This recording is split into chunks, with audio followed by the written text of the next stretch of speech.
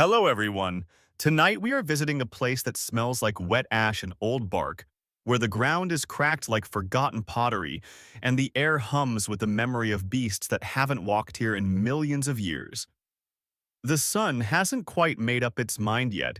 It's a soft pink smear across the horizon, casting long shadows over a riverbed that time turned to stone.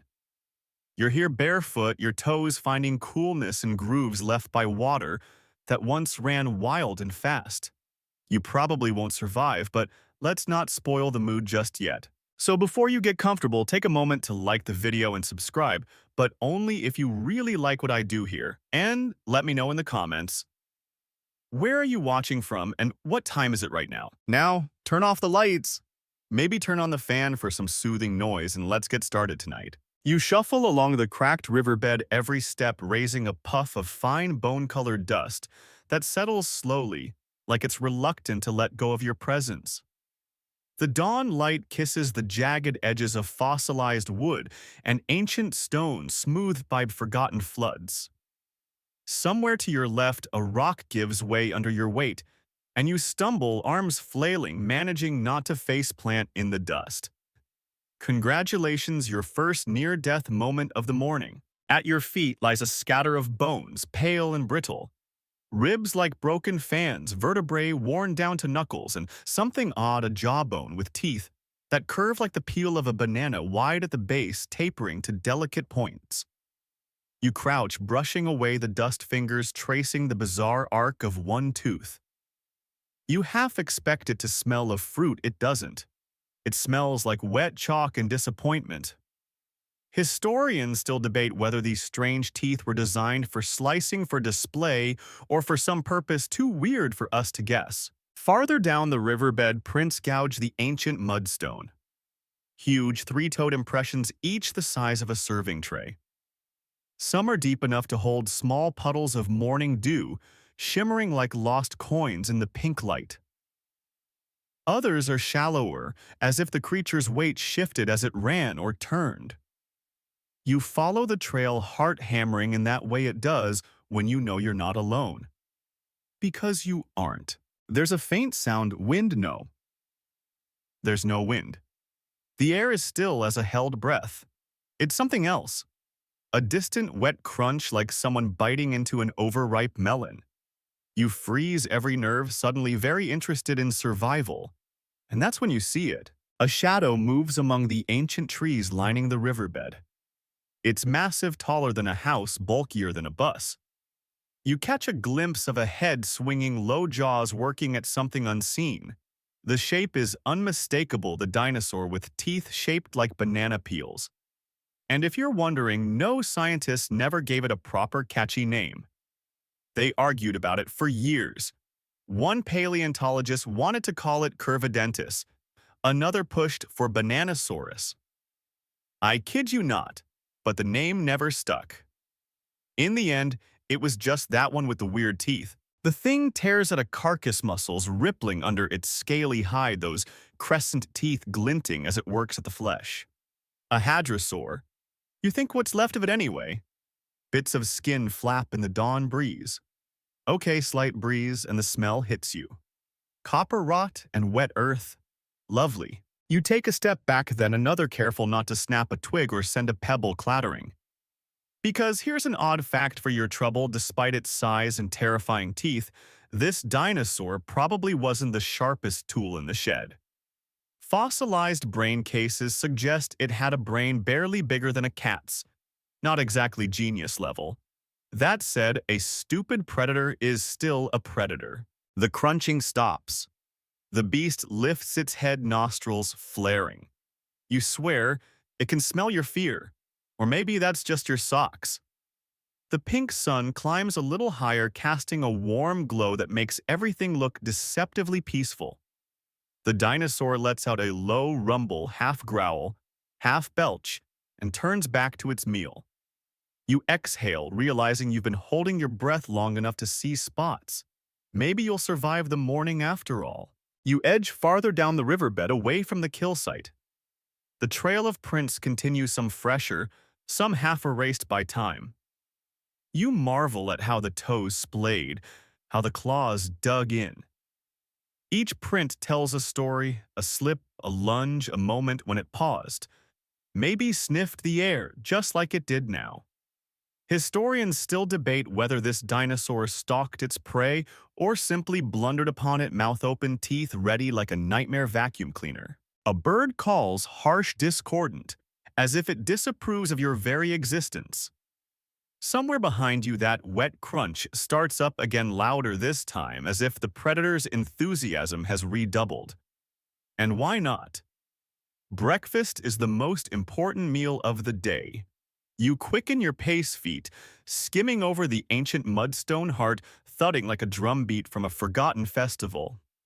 The riverbed curves ahead, promising safety or danger. You'll find out soon enough. The curve of the riverbed offers no comfort, no shield, from the sight that unfolds as you inch your way forward.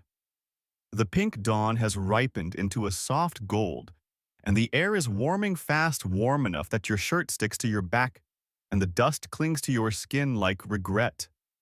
Ahead, the creature with the banana peel teeth comes into full view. And oh, it's even stranger up close. Its head is massive, blocky in a way that feels almost comical, as if nature tried to sculpt something terrifying and gave up halfway, distracted by shinier projects. The teeth jut from its jaws in sweeping arcs like someone planted crescent moons along its gum line. And those teeth, pale yellow, chipped at the edges, some cracked clean through, dig into the hadrosaur's flank, tugging away strips of flesh that hang like wet laundry. You crouch behind a fallen log, heart hammering, trying to stay small. The log smells of damp moss and old rot. One of your palms rests against it, and something moves beneath your hand, some insect probably as ancient as the dirt itself. Lovely. You jerk your hand back, resisting the urge to yelp. Quiet is survival, remember that. The dinosaur shifts, and the sound it makes is something between a snarl and the groan of an old tree in a storm. A few feet from its kill, one of its shed teeth lies in the dust, rootless and grimy. It's larger than your hand, heavy looking, like it would weigh down any jaw. You wonder as you watch how such absurd teeth served it so well. Historians still debate whether those curved fangs evolved for slicing flesh, cracking bone, or even stripping bark from trees. Some suggest they were display weapons like the tusks of modern-day boars, big, showy, more for intimidation than utility. Whatever the case, the creature seems to make do, tearing into the carcass with messy enthusiasm. A breeze stirs at last, carrying with it the scent of blood, of crushed vegetation, of the unmistakable tang of predator breath. You gag a little and wipe your mouth, glancing back the way you came. No going back. The riverbed walls are too steep, the stone too smooth. You're committed now. Suddenly, the dinosaur's head jerks up. Eyes sharp, nostrils flaring wide. It freezes, listening, and you follow its gaze. A rustle in the undergrowth, a low, chittering noise. A trio of smaller theropods steps into view, scavengers bold or desperate enough to approach. Their sleek and nervous, darting glances at the giant feet light on the cracked mud. Their hide glints like wet stone in the morning sun, and one lets out a quick, sharp bark as if trying to fake confidence. The giant watches them still as a boulder. Then, with surprising speed for something so massive, it lunges. Not straight on. No, it pivots sideways, jaws swinging in a wide arc. Those curved teeth flashing like sickles. One of the scavengers squeals and leaps back narrowly, avoiding a slashing bite that would have gutted it. The other two scatter feet, kicking up dust, vanishing into the undergrowth. And here's your odd fact of the morning. There's a type of modern fish, the archerfish, that can shoot jets of water to knock insects from branches. No relation, obviously, but the sideways attack of the banana peel-toothed dinosaur reminds you of that same oddball ingenuity. Nature loves a weirdo. The giant settles back on its kill, as if satisfied with merely scaring off the intruders. Maybe it's too full to bother. Maybe it knows those teeth aren't built for precision strikes. Or maybe deep down it enjoys the drama. Your mouth is dry, your legs ache from crouching, but you don't dare move yet. The dinosaur tears off one final chunk of meat, then begins to turn lumbering toward the riverbed's edge. Its tail drags a deep groove in the dust, and its feet leave behind prints so clear you could cast them in plaster if you weren't, busy not dying. It pauses once to shake its head, sending a spray of blood and saliva in a fine mist that catches the light like a macabre rainbow. Historians still debate whether this species hunted alone or in loose groups like some modern big cats. The fossil record is murky. Some sites suggest multiple individuals in one place, but whether they cooperated or simply tolerated each other at kill sites remains unclear.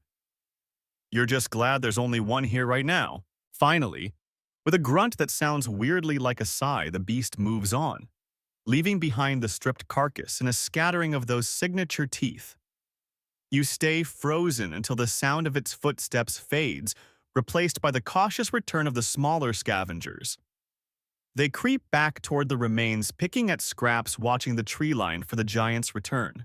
You rise slowly, legs trembling, and take a step forward, curiosity overcoming caution.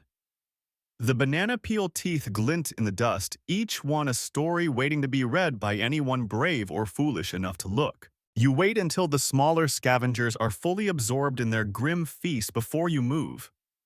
Each step is deliberate, soft, as if you're afraid to wake the stones themselves.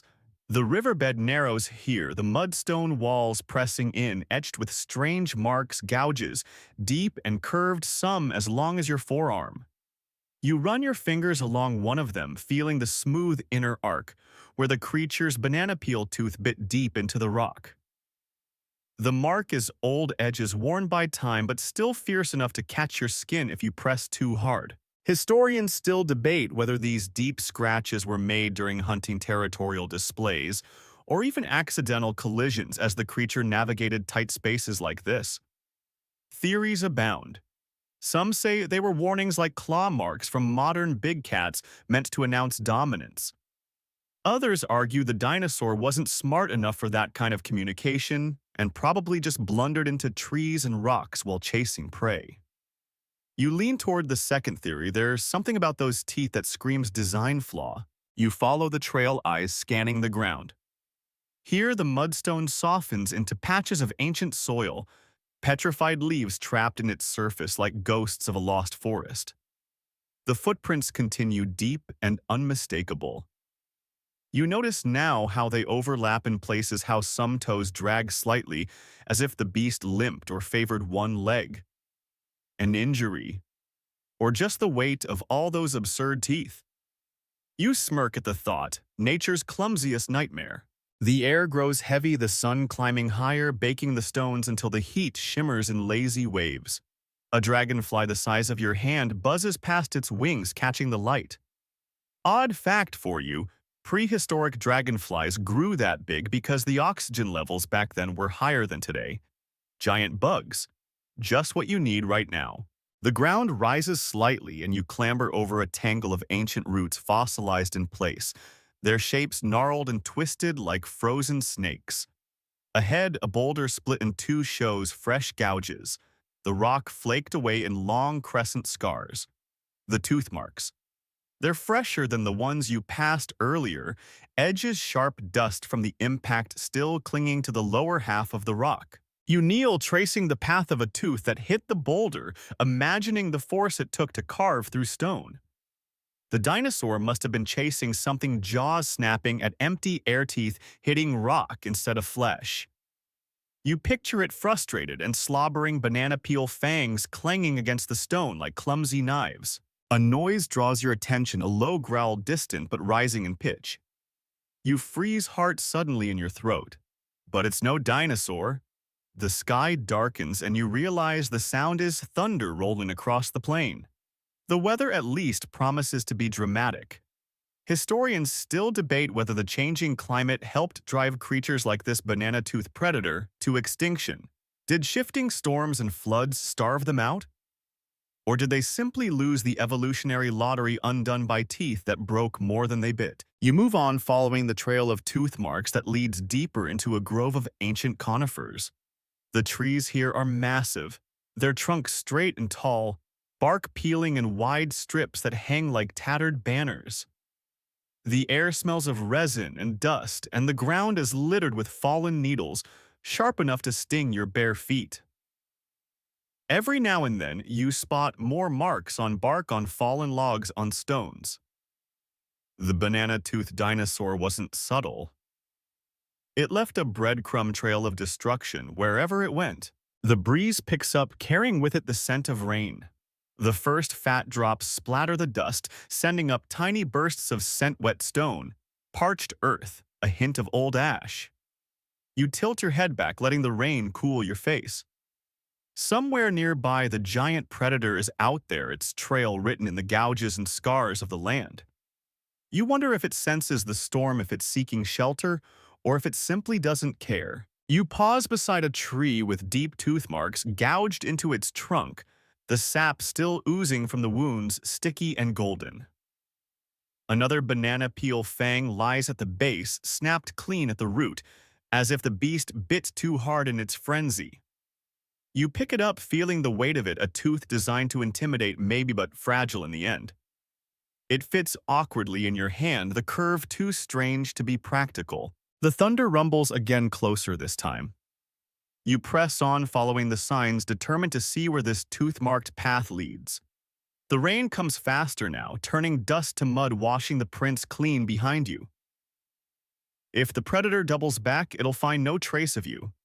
But you'll leave your own marks, small, human, but stubborn. The rain slicks the mudstone under your feet, and every step is a gamble now. You slip, catch yourself, and mutter something unrepeatable under your breath quietly, because while the storm drowns most sounds, the banana peel tooth monster might still be near. The forest has shifted in tone. The trees loom closer, their branches heavy with rain, their trunks striped with scars, deep, sideways gashes where teeth like curved knives once tore through bark. You realize you're tracing the path of an ambush artist, a predator that didn't attack head-on like a proper nightmare, but preferred to swing its jaws sideways scythe-like to catch prey off guard. You pause under a massive conifer, trying to imagine the moment the banana-toothed beast crouched low, if such a hulking thing could crouch hidden among ferns waiting for the right moment. A herd of hadrosaurs, or perhaps a lone, unlucky herbivore, wanders too close. Then bam, those curved jaws swing wide, catching the victim in a sideways slash. It's brilliant in a chaotic, ill-planned way, like nature handed this dinosaur a strange set of tools and it found a workaround. Historians still debate whether this ambush style was deliberate or just the unfortunate result of having jaws that worked like salad tongs. Some argue the dinosaur evolved for this, its banana peel teeth perfectly suited to delivering sweeping, slicing blows. Others say it was compensating for a bite that couldn't deliver a clean kill. You lean against the tree, listening to the rain pattering on leaves, and decide that either way it worked often enough to keep the beast fed until it didn't. A flash of movement to your right snaps you to attention. You press back into the tree's rough bark, breath shallow. Through the sheets of rain, you see it, the predator stalking the edge of a clearing, its head swinging side to side as if testing the air. Even at this distance, you can make out the odd tilt of its jaws, the uneven spread of its teeth like some monstrous grin gone wrong. Water streams down its hide, washing streaks of mud from its flanks.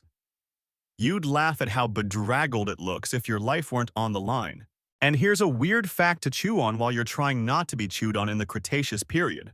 Flowers were just starting to become common.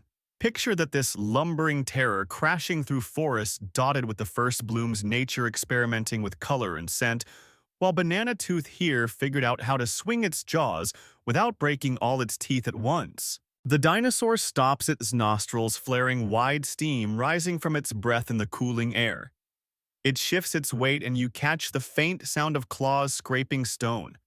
Its head lowers, eyes narrowed, scanning the clearing. But it doesn't see you, not yet. It's focused on something else. A rustle of movement draws your gaze to the other side of the clearing. A small herd of ornithopods, slender two-legged herbivores, pick their way through the undergrowth, heads down, oblivious to the danger. The predator tenses muscles, bunching under its rain-slicked skin.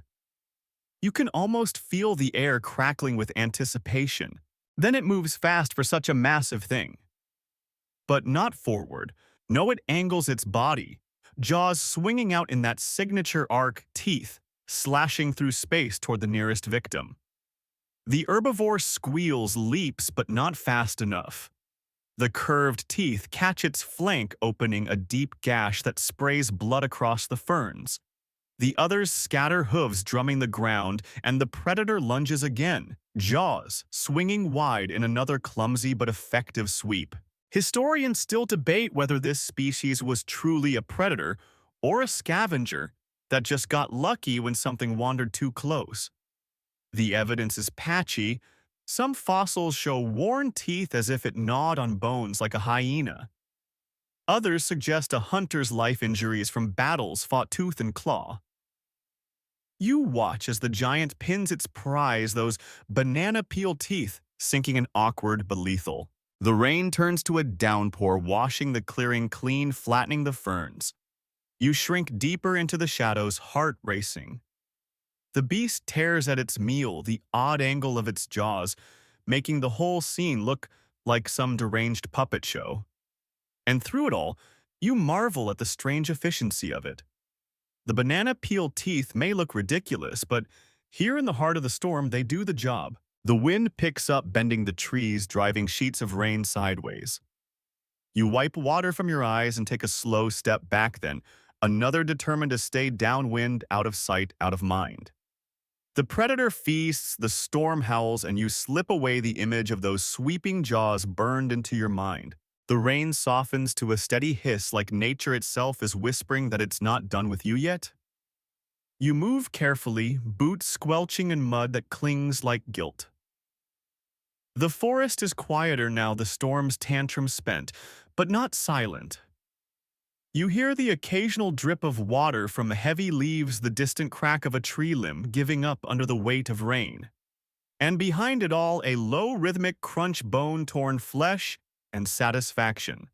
The banana peel tooth predator is still busy with its kill. You edge along the riverbed's edge, eyes scanning for shelter, or better yet, a way out. That's when you spot them. A pack of small theropods, sleek, narrow-snouted, built for mischief. They linger at the tree line, drawn by the smell of blood and the promise of scraps. Their feathers, if you can call the scraggly tufts that cling wetly to their skin, making them look like half-plucked chickens from a prehistoric rotisserie. One bobs its head bold, stepping closer to the giant, still tearing at its meal. You duck behind a fallen log, watching. The pack circles, testing the boundary between caution and greed. One lets out a soft croak, another snaps at its neighbor, their tension crackling as clearly as the storm did minutes ago. The big predator lifts its head, jaws smeared with gore, those absurd teeth looking even more like bent knives now that they glisten wet and red. It rumbles low in its chest, a sound that vibrates through the ground and up your spine. And the scavengers freeze. Historians still debate whether these small theropods were purely opportunists or if they occasionally harassed larger predators in teams trying to steal a meal. The evidence is as muddy as the ground beneath you. Some fossil sites show their teeth embedded in larger dinosaur bones, proof of boldness or just post-mortem snacking. No one agrees. The banana peel-toothed beast shifts, swinging its head in that now familiar arc, jaws wide, teeth slicing air as if to say, "Not today, little ones." The pack scatters, feet pattering over stone and mud, tails whipping behind them. One trips, splashes through a puddle, and scrambles upright with an indignant squeal. You almost laugh, but your nerves are strung too tight for humor to land properly. Odd fact break. Did you know that ancient crocodiles once galloped like horses? Imagine that for a second, hoofbeats in the dark, but it's a croc. You're welcome for that nightmare fuel. Back to our banana-toothed friend. The giant settles again over its kill, but it's more alert now, head lifting between bites, eyes scanning the woods. The scavengers lurk at the edge, unwilling to give up entirely. And you're trying to become part of the scenery. The log at your back is rough with lichen, the bark soft where time has chewed at it. You press into it, barely breathing, willing yourself invisible. Historians still debate whether this dinosaur's teeth were self-defeating. Many fossilized teeth show signs of frequent breakage. Some paleontologists argue this species must have shed teeth rapidly, constantly growing new ones like sharks. Others believe it's evidence that the banana peel design was a failed experiment in evolution, a dead end. You glance at a shed tooth, half buried in the mud near the log, its curve elegant but fragile, a sickle made of candy glass. The giant finishes with the carcass at last, leaving behind bones scraped mostly clean, the ground around it churned to muck. It stands for a long moment, head low, sides heaving. Rainwater streams from its flanks in rivulets. Then it turns almost lazily and begins to walk not towards you, thank all that is good, but back the way it came. Its feet sink deep into the mud, each step leaving craters that quickly fill with rainwater. Its tail sways behind it, and those ridiculous teeth swing side to side like the blades of a scythe with no farmer to guide them. You wait until it vanishes into the trees before you move your legs, shaking from the effort of staying still. The scavengers waste no time descending on the bones, pecking, gnawing, tearing at the last scraps. You give them a wide berth, slipping along the riverbed, following the banana tooth trail. The tooth marks are everywhere now, on trees, rocks, even in the mud itself where it dragged those curved jaws in frustration or hunger. The storm has passed, but the air still feels heavy, the world damp and bruised. You move with it, as much a ghost now as the beast you're chasing. The pack's squabbling fades behind you, replaced by the soft sigh of the forest settling back into uneasy calm. You're left with the prints, the scars on the land, and the endless questions about a creature that seems equal parts comedy and terror. The rain has carved thin streams through the mud, tracing crooked paths that shimmer in the pale light filtering through the trees. You follow feet, squelching breath, shallow nerves still jangling from the close call. The forest smells of wet bark, bruised ferns, and the sharp tang of sap leaking from fresh gouges in tree trunks. And there, half hidden under a curtain of moss, you spot it, a small hollow between two roots filled with the broken yellowed remnants of banana peel teeth. You crouch, brushing away the moss, fingers trembling slightly. The teeth lie jumbled together like discarded tools, some snapped at the root, others whole but worn. You lift one, light, fragile, despite its size, the curve elegant in its absurdity. The edges are chipped, and when you turn it in your hand, you notice faint ridges, as if the tooth surface had once been covered in fine grooves. Historians still debate why this species lost teeth so often. Was it poor design, or part of a natural cycle like sharks shedding teeth as fast as they broke them? Some argue the banana peel teeth were like disposable blades, meant for a few strikes before being replaced. Others think the animal lived a life of constant dental disaster. Odd fact break, speaking of teeth. Did you know? Ancient sloths, giant ground-dwelling ones, had molars with no enamel. Their teeth wore down fast but kept growing, kind of like a rodent's. Nature sure loves a weird tooth strategy. You study the cache of teeth, imagining the dinosaur that left them behind. How often must it have broken a tooth? Did it even notice, or was losing one more like dropping a button off an old coat? Annoying, but not life-ending. The hollow itself tells a story of habit. The ground around it is scarred with shallow scrapes, as if the predator returned to this spot, rubbing its jaws against the trees, working loose the broken fangs before they could cause harm. The rain slackens to a drizzle, and you rise, stretching cramped legs. The forest is quiet, heavy with the hush that follows a storm. A few birds call, tentative at first, then bolder, as if deciding the coast is clear. You step carefully around the hollow, wary of leaving your own marks in this place already so scarred by time and teeth. You follow the trail deeper into the woods. The tooth marks are everywhere now on trunks, fallen logs, even low boulders that bear the distinctive curved gouges of those absurd jaws. The ground softens underfoot, the mud giving way to leaf litter slick and treacherous. Every so often, you spot another shed tooth half buried or resting where it fell. It's as if the predator scattered breadcrumbs of its own body, marking its passage not just in prints and scars, but in pieces of itself. Historians still debate whether these creatures were more prone to tooth loss than their relatives, or if it's just that their strange curved teeth fossilized in greater numbers, leaving a skewed record. Some point to where patterns on fossil jaws suggesting the teeth fit awkwardly even in life pressing at odd angles, making breakage inevitable. Others argue that we're reading too much into broken fossils, that the banana peel teeth weren't so fragile after all. You pause at a clearing where the ground dips into a shallow bowl, the earth trampled and gouged.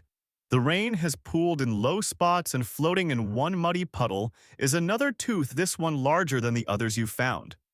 You fish it out, wiping the muck away, and marvel at its size, nearly as long as your forearm, the curve graceful despite the cracks along its surface. The tip is snapped clean, the break fresh, the inner pulp still visible like the core of a broken branch. Above you, the sky brightens as the last of the clouds begin to break apart. Sunlight filters through in pale beams, making the wet leaves sparkle. You take a deep breath, the air clean and sharp after the storm, and pocket the tooth not as a trophy but as a reminder of this creature's strange, self-destructive beauty. A breeze stirs the trees and you hear it again. The distant, heavy step of the predator, the soft crunch of undergrowth yielding beneath its weight. It's close. You freeze, listening, heart racing, as the sound fades into the hush of the forest once more. You exhale slowly, muscles tight, knowing the dance isn't over yet. The breeze carries the lingering scent of rain and something else, earthy, sour, like wet moss mixed with iron. You move cautiously, following the trail of scars and scattered teeth, stepping where the mud holds firm, avoiding the slick patches that want to steal your balance. The trees thin a little, and ahead, the land dips toward a low rise where ancient turtles once nested. Or so the fossil evidence suggests.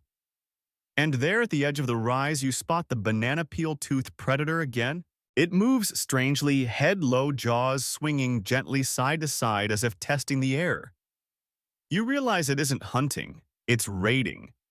The ground is pocked with old turtle nests, some caved in by time, others freshly disturbed. The dinosaur snuffles at the pit's digging with its curved jaws, those ridiculous teeth more hindrance than help as it tries to pry loose the hard-shelled prizes buried within. One massive clawed foot kicks at the edge of a nest, dislodging chunks of hardened soil. Historians still debate whether this dinosaur included turtles in its regular diet. Fossilized dung samples. Yes, coprolites, because everything gets fossilized. Eventually contain fragments of bone and shell that could belong to giant prehistoric turtles.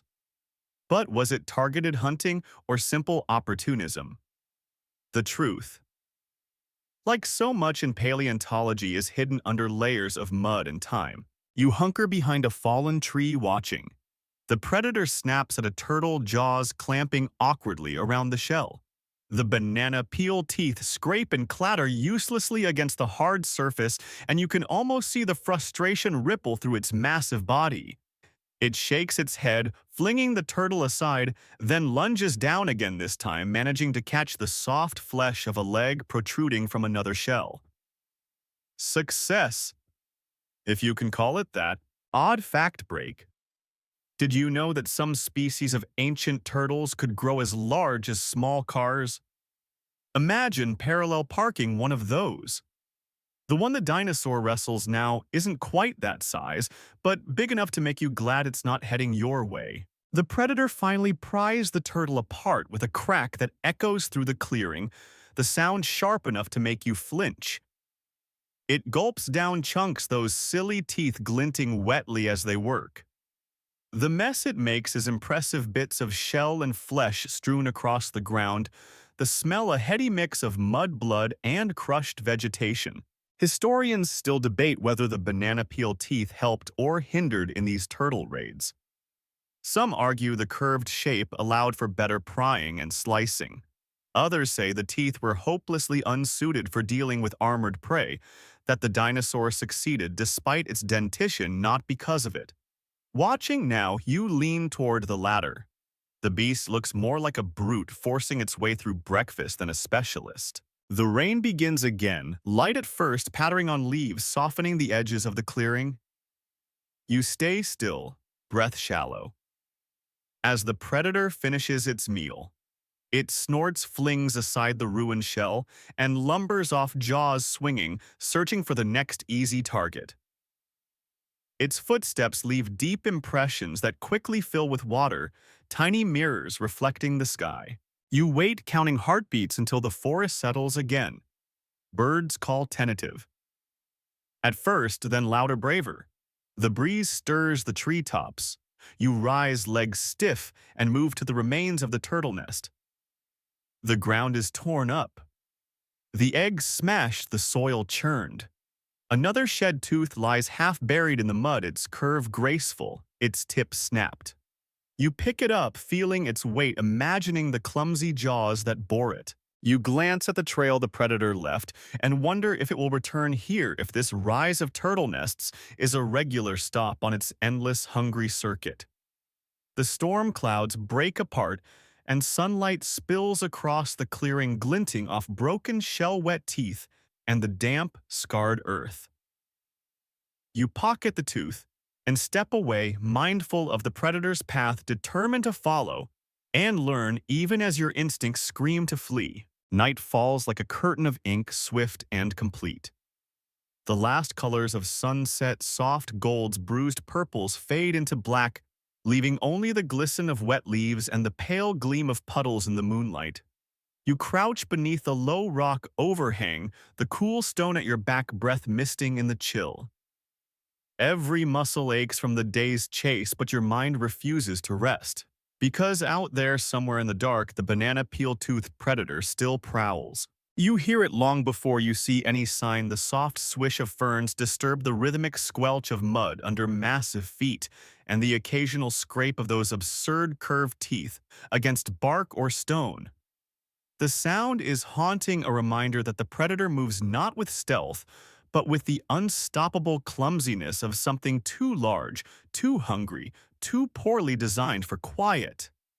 The moon casts shifting silver light through the canopy, and you catch glimpses, a shadow here, a glint of wet scales there, jaws swinging in that slow side-to-side sweep. You pull your knees to your chest, trying to make yourself smaller. Historians still debate whether these creatures preferred night hunts or if they were simply always on the move, indifferent to light or dark. Fossil trackways don't tell us what time of day they were laid down after all. But something about the way the predator moves, now slow and aimless, makes you wonder if night brought frustration, a time when its odd teeth made hunting harder, when it swung blindly at shadows. Odd fact break to lighten your mood: in the age of the dinosaurs, the moon was slightly closer to Earth, so nights were brighter. That's right. Your terrifying stalker is wandering under a fuller, stronger moon than we see today. Comforting, isn't it? The predator pauses in a small clearing, head lifted, nostrils flaring. The moonlight glints off its teeth, each one catching the light like a blade held by a trembling hand. You swear you can hear its breath, slow, ragged, edged with frustration. It turns its head toward the trees as if listening for prey, jaws half open. The teeth form an arc of pale ivory against the dark, and you imagine how those jaws must look to smaller creatures, like a nightmare grinning in the dark. The predator moves again, pushing through a thicket, leaving behind gouged trunks and snapped branches. You slip from your shelter, heart racing, and follow at a safe distance. The path it leaves is easy to track, marked by destruction, and those eerie tooth marks etched into anything that got too close to its mouth. A sapling lies shattered where its swinging jaws caught it mid-stride. A fallen log bears fresh gashes, sap oozing like pale blood. Historians still debate whether these tooth marks served as territorial signals. Some suggest the banana peel-toothed dinosaurs marked their range with scars and gouges warning rivals to stay clear.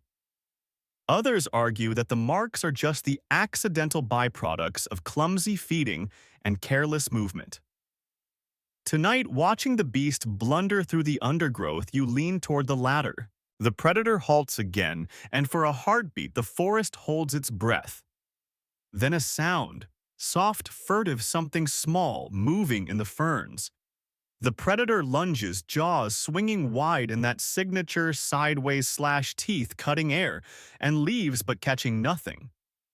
The shadowy prey vanishes into the undergrowth, and the dinosaur snarls low frustration rumbling like distant thunder. You can't help it, you almost feel sorry for it. Those teeth, so strange, so ill-suited for subtlety, turn every hunt into a noisy, desperate affair. The predator stands for a moment longer, then moves on, head-swinging teeth glinting like crescent moons, searching, always searching. You stay in the shadows watching as it disappears into the night, leaving behind only scars on the trees, deep prints in the mud, and the unsettling memory of those swinging jaws. The forest breathes again, and you exhale, shoulders sagging. As the sounds of night return, distant insect hums, the drip of water, the soft sigh of wind in the trees. But sleep? Forget it. The image of those banana peel teeth flashing in the moonlight will keep your eyes wide open until dawn. Morning comes reluctantly, the sky the color of damp ashes, the sun a pale smear behind tattered clouds. The storm has passed, but its mood lingers, leaving the world soggy and bruised. You pick your way along the edge of a poisoned spring, a place the local creatures seem to avoid, and for a good reason. The water bubbles gently, the surface filmed with oily rainbows that shimmer when the breeze touches them. The smell is unforgettable, sulfur and rot, like a dozen bad eggs left too long in the sun. And there at the far edge of the spring stands the banana peel-toothed predator. You freeze, heart thudding, but it doesn't see you. It lowers its massive head, nostrils flaring as it sniffs at the water's edge, cautious, wary. You watch as it dips its snout, drinks, but not from the center of the spring. No.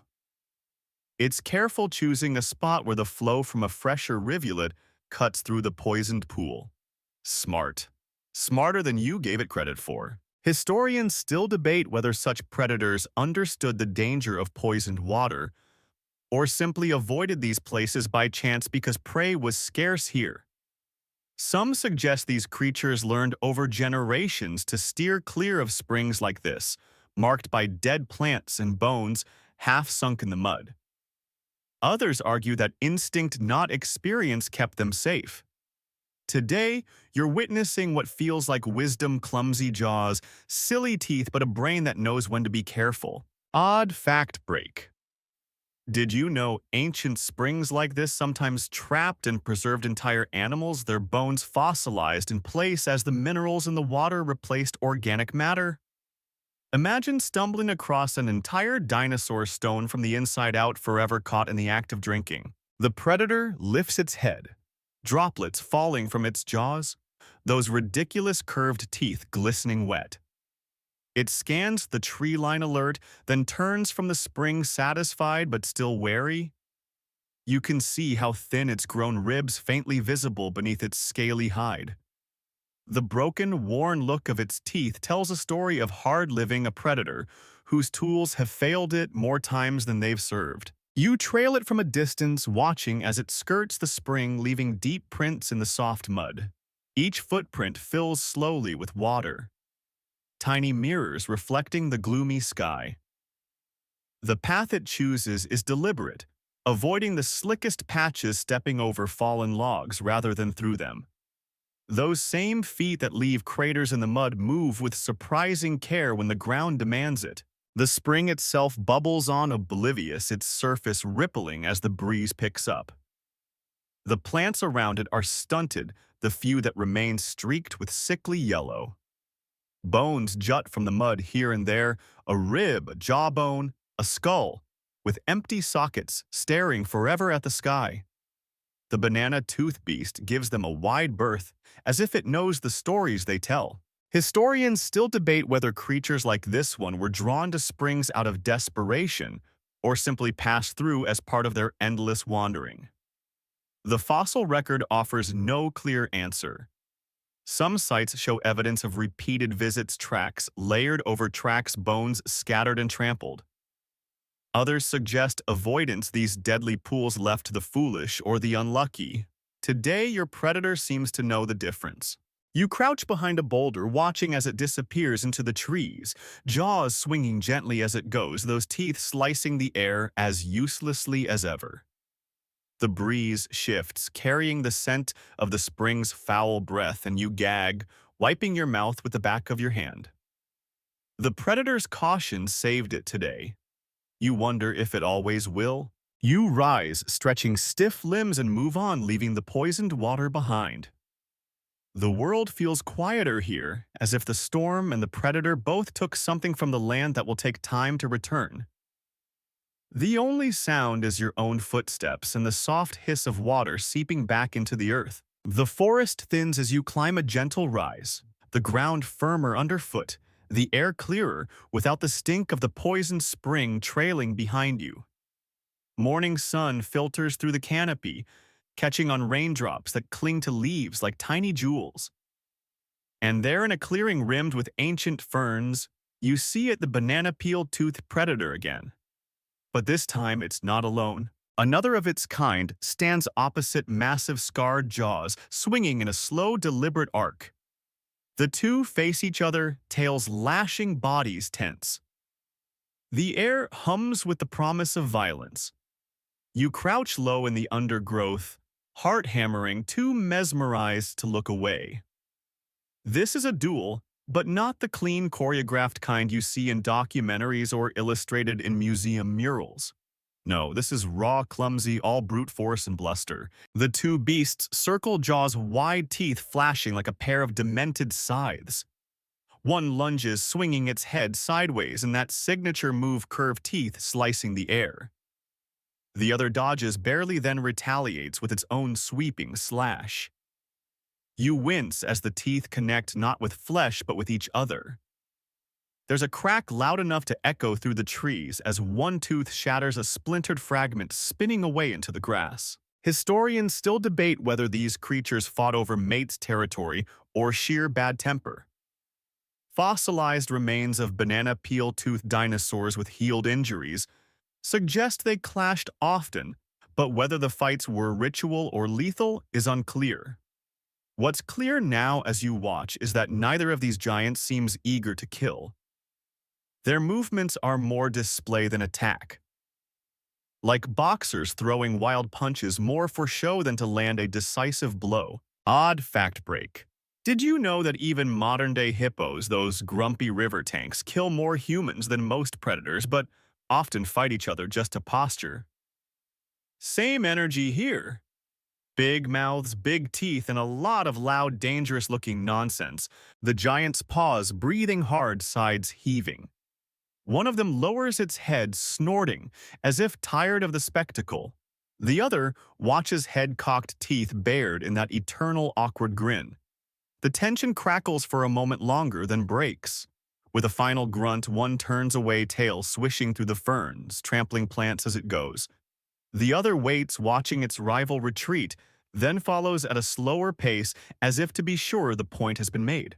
You let out a breath you didn't realize you'd been holding, your pulse slowly settling. The clearing is a mess, gouged earth, flattened ferns, a tooth fragment gleaming in the grass. You creep forward, picking it up. It's smaller than the others. You found its edge sharp, where it broke clean, the curve elegant despite its failure. A reminder that even the fiercest weapons can falter when matched against their own kind. Historians still debate whether these duels served any real purpose or were just evolutionary dead ends, clumsy rituals with high dental costs. Watching the two giants, now their silhouettes fading into the trees, you wonder how often these battles ended in death, and how often in nothing but broken teeth and bruised pride. The forest begins to breathe again, birds calling, leaves whispering in the breeze. You tuck the tooth fragment into your pack and follow the trail of destruction, knowing that where these giants go, more questions and more shattered banana peel teeth are sure to follow. You move through the aftermath of the duel, the ground littered with snapped ferns, gouged earth, and those strange crescent tooth shards that seem to mark every drama of this predator's life. The air hums softly with insects returning to the wrecked clearing, and in the distance the calls of birds grow bolder as the giants vanish deeper into the forest. You follow the trail left by one of them, deep footprints filling slowly with water-splintered branches, the occasional glint of a shed tooth. But it's not just fresh tracks that draw you on. The land rises again, and at the crest you find it a skeleton, or what's left of one. The bones lie sprawled on a rocky slope, half buried by mudslides and softened by moss, but still unmistakable. The massive skull with its absurd grin of banana peel teeth, the ribs arching like a fallen cathedral supports, the long thick tail curved in a final arc of collapse. But what stops you cold is the mouth. Even in death, the jaws gape wide, as if caught in mid-bellow or some desperate last gasp. And within those jaws, teeth upon teeth, so many crowded together that it's no wonder the poor beast could barely close its mouth. The curve of each fang overlaps awkwardly with its neighbors, the angles strange, the fit chaotic. You stare, imagining the struggle. How could it eat, breathe, hunt with such a mess of weaponry jammed in its mouth? Historians still debate whether this particular individual was a genetic oddity or whether banana peel-toothed predators commonly suffered from overcrowded jaws. Some fossils suggest variations, some cleaner, more functional arrangements, others disasters of dental architecture like this. You stand in the hush of the clearing trying to picture the creature's final moments. Did starvation claim it? Infection from broken teeth? Or did it simply misstep on this rocky slope, too exhausted by the weight of its own mouth to rise again? Odd fact break: ever heard of the narwhal tusk mystery? That spiral tooth protruding from a narwhal's head baffled scientists for centuries. Some thought it was a weapon, others a sensory tool. Turns out it's both. Nature loves a tooth that confuses us. Case in point, the sad grin of this ancient predator at your feet. You crouch, tracing a finger along one massive fang, feeling the rough texture, the chips and cracks that marked a lifetime of battles, bad meals, and blunders. The moss growing in the gaps between the teeth adds an eerie softness, as if the forest itself is trying to reclaim the beast to tuck it back into the earth where it belongs. The sun breaks through the clouds for a moment, casting pale light over the skeleton. The shadows of the crowded teeth fall like bars across the stones, like the creature is still trapped in its own design. You feel a flicker of something, not fear, not exactly pity, but a strange mix of awe and sadness.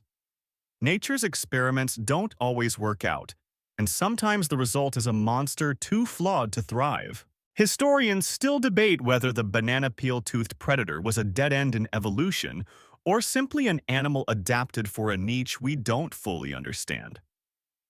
Maybe those crowded jaws served a purpose we've yet to guess. Maybe they were simply a mistake, a cruel twist of fate. You rise, brushing dirt from your hands, and turn away, leaving the skeleton to its slow decay. Behind you, the forest closes in shadows, deepening the hum of insects louder now.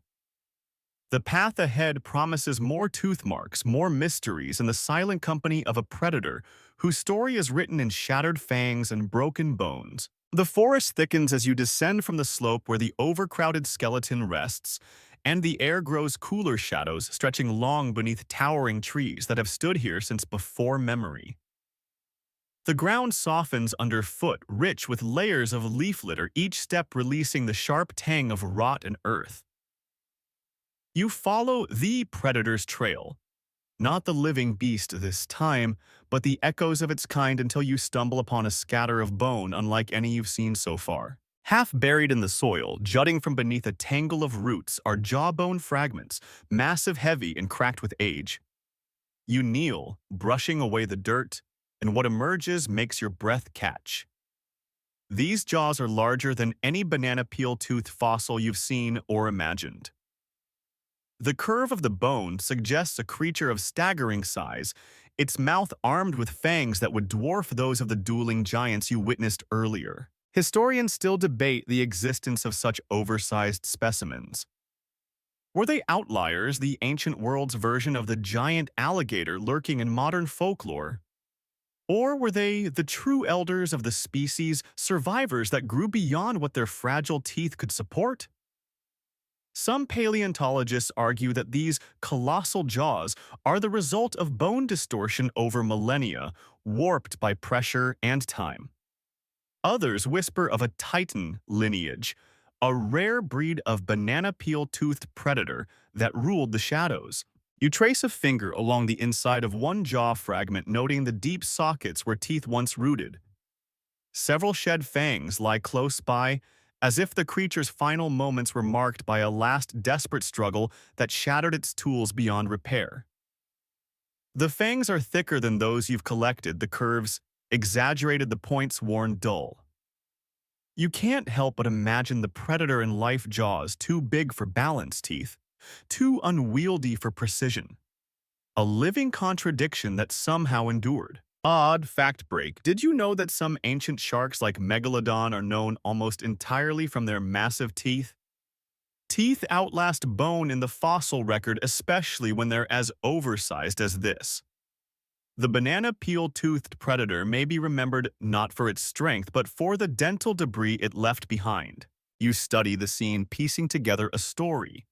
The slope suggests a fall. The breakage of the jaws points to impact, not decay. You picture it, a titan banana peel-toothed predator losing its footing on slick stone, or unstable soil crashing down, jaws shattering under its own weight. The forest would have shaken with the force of it. The ground here still seems to hum with that ancient collapse. Historians still debate whether the banana peel-tooth species truly reached these monstrous proportions, or whether your find is simply the result of wishful thinking and misinterpreted evidence. But standing here with the weight of the ancient jawbone in your hands, you feel the possibility settle heavy on your shoulders. Maybe these giants were real. Maybe the predator you've been following all this time was only a shadow of the true terrors that once stalked this land. The breeze stirs the trees and the leaves whisper secrets too old for words. You leave the massive fragments where they rest, marking the spot in your mind, and move on, following the predator's trail deeper into the heart of the ancient forest, where more truths and more teeth await beneath the soil. The forest darkens again as clouds gather, heavy with the promise of more rain. The air smells sharp electric, as if the storm is breathing down your neck. You press on, boots sinking slightly into the soft, soaked ground, following the trail of destruction left by the banana peel-toothed predator. The trees open suddenly onto a wide clearing, where the land dips into a shallow basin, now turning to mud beneath the weight of the coming storm. And there you see it, the predator poised at the edge, eyeing a horned dinosaur grazing at the far side. The horned beast is massive, squat, armored with bony frills and spikes, its hide scarred from a lifetime of battles. It snorts, oblivious to the danger, pulling up mouthfuls of ferns, the ground quivering slightly under its bulk. The banana-toothed predator shifts muscles, rippling jaws, swinging side to side in that familiar awkward sweep. It's trying to decide. You can almost see the thought flicker behind its small eyes. Is this worth it? Historians still debate whether these predators targeted large armored prey regularly, or if encounters like this were born of desperation. Some fossil sites show battle scars on both banana peel-toothed dinosaurs and their horned contemporaries, suggesting clashes happened, but how often, no one can say. Maybe this predator has no choice. Maybe hunger and broken teeth have driven it to risk everything on one last dangerous meal. The predator lunges, jaws wide, those ridiculous curved teeth slicing sideways through the rain-thick air. But the mud betrays it. The ground beneath its feet shifts and it stumbles, one massive foot sliding belly, slapping into the muck with a splash loud enough to make the horned dinosaur's head snap up. The prey lets out a bellow more fury than fear and lowers its head ready for a fight. Osada. Odd fact break. Did you know that some ancient horned dinosaurs had frills that acted like giant cooling panels, helping them regulate their body temperature? So not just for show or defense, prehistoric air conditioning at its finest. The predator tries to rise, floundering jaws snapping, wildly curved teeth scraping mud and air alike. The horned beast charges, but it's no graceful dance. The mud slows both animals, turning the clash into a slow-motion struggle, all slipping hooves and flailing limbs. The predator manages to swing its head, landing a glancing blow with its teeth slicing a shallow gash along the herbivore's flank. Blood beads mingling with the rain and mud, but it's not enough, not nearly enough. Historians still debate whether these banana peel teeth were ever truly effective against armored prey, or if they were simply ill-suited for the task. The scene before you suggests the latter. The predator looks clumsy, desperate, those curved teeth more hindrance than help, as it tries to gain purchase to land a bite that matters. The horned dinosaur bellows again, thrashing its head horns, catching the predator's shoulder and driving it back. The banana-tooth beast stumbles, slips, and with a final splash collapses into the mud sides, heaving jaws working in empty threat. The horned dinosaur backs away, wounded but victorious, leaving the predator where it fell too exhausted or broken to give chase. The storm breaks at last, rain lashing the clearing, turning mud to soup, washing blood and struggle into a single swirling mess. You crouch at the edge, heart pounding, watching as the predator drags itself upright, shaking mud from its hide jaws, swinging uselessly as it limps away. The banana peel teeth chipped and cracked from the failed attack flash, dully in the stormlight, and you wonder how long this creature can survive with tools so flawed. The clearing empties. The rain softens, and you're left alone with the churned mud, the trampled ferns, and the heavy truth that nature's experiments don't always succeed.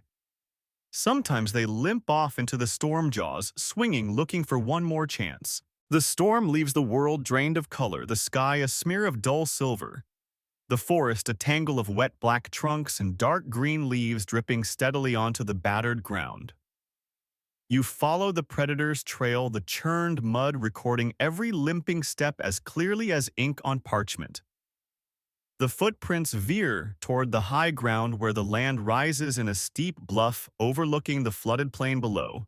The air smells of rain and wet stone, clean now, as if the storm has scrubbed away the blood and struggle of the morning. You pick your way carefully, boots slipping on slick roots and moss, heart tight in your chest. You don't know why you follow. Maybe it's the need to see the story through, to witness where this strange creature's path ends. Maybe it's morbid curiosity.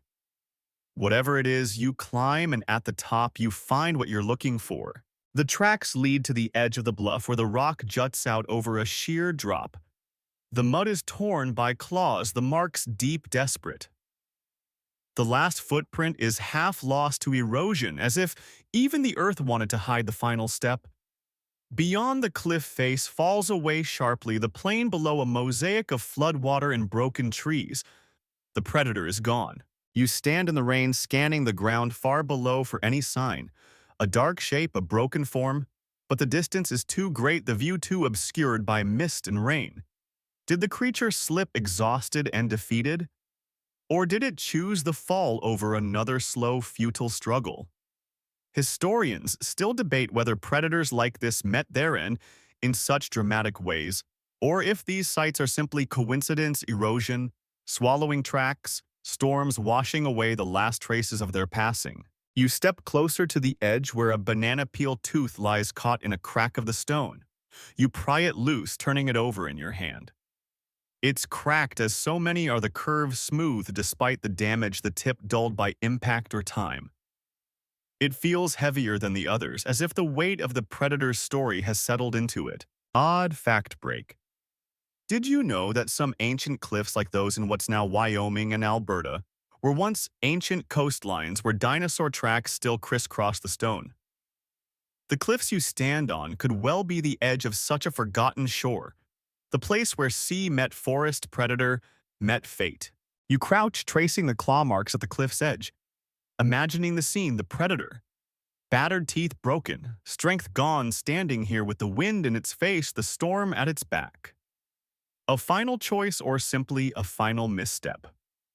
Historians still debate whether these creatures had any sense of their own doom, whether they feared the fall, or whether they simply kept walking because there was no other path left. The rain eases the clouds parting just enough for a pale shaft of sun to touch the wet rock, the tooth in your hand glinting faintly.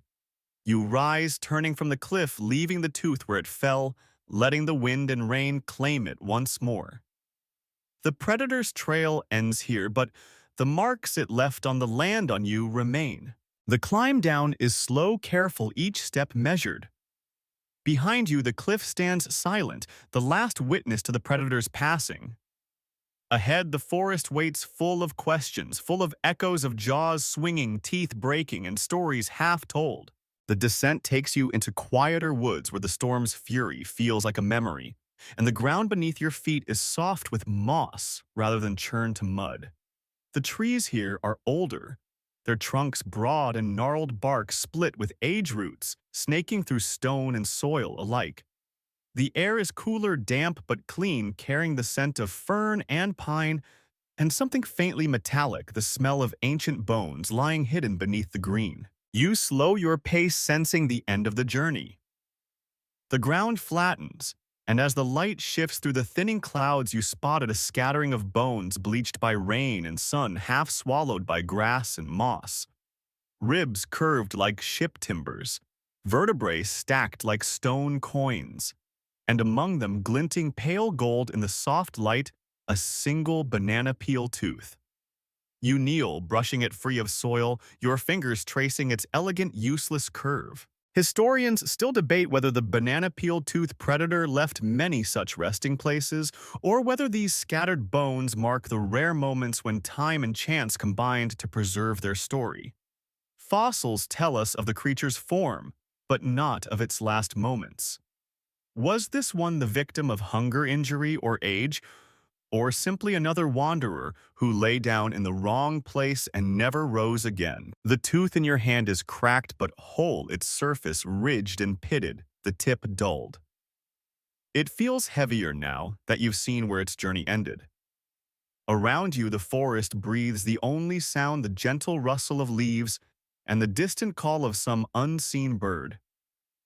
The bones at your feet are the last chapter of the predator's tale, but you suspect it is not the only such story hidden in this ancient land. Odd fact break. Did you know that the soil around dinosaur bone beds is often enriched with minerals, as if the very earth fed on their remains? The ground beneath your feet, rich and dark, may have drawn nourishment from the predator's final gift. You rise slowly, leaving the tooth where it lay, letting it rest among the bones where wind and rain will claim it in time. The sun breaks fully through the clouds at last, casting long shadows that blur the bones. The tooth, the land itself softening the scene until it feels like a memory already fading. You stand for a long moment listening, breathing in the scent of old earth, then turn and walk away, the forest closing behind you. As you go, you think of those jaws, those curved, broken teeth, the awkward tools of a predator who is both terrifying and tragic. Historians still debate what the banana peel-toothed dinosaurs truly were: hunters, scavengers, accidents of evolution. But you've seen enough to know that whatever they were, their mark lingers in the scars on the land, in the bones beneath your feet, and in the stories we still tell about them. The journey through the ancient forest led you along the trail of the banana peel-toothed predator, a creature as strange as it was formidable, its curved teeth both weapon and weakness. You witnessed its awkward ambush tactics, its desperate scuffles with rivals, its ill-fated attempts to bring down armored prey, and its careful avoidance of poisoned springs. Each encounter revealed more of the predator's tragic contradictions: a hunter ill-equipped for precision, a scavenger forced into clumsy battles, a giant whose teeth broke as often as they bit. You followed the marks it left behind, gouges in bark shattered ferns, scattered teeth, and found its story written in the land itself. The skeletons you discovered with their overcrowded jaws and shattered bones told of individuals undone by their own design. The massive jaw fragments hinted at titans larger than science can yet confirm, while the broken teeth littering the ground spoke of a predator whose every meal came at the cost of its own tools. In the end, you stood at a cliff's edge, where the predator's trail vanished into the mist, leaving only claw marks and a single fallen tooth. And finally, you found the bones beneath your feet, the last trace of a creature whose strange story was written not in glory, but in the quiet erosion of time. The forest holds its secrets well. But for tonight, we have followed the banana peel tooth predator as far as we can through rain and ruin, through battles and blunders, through the echoes of jaws that swung wide but often missed.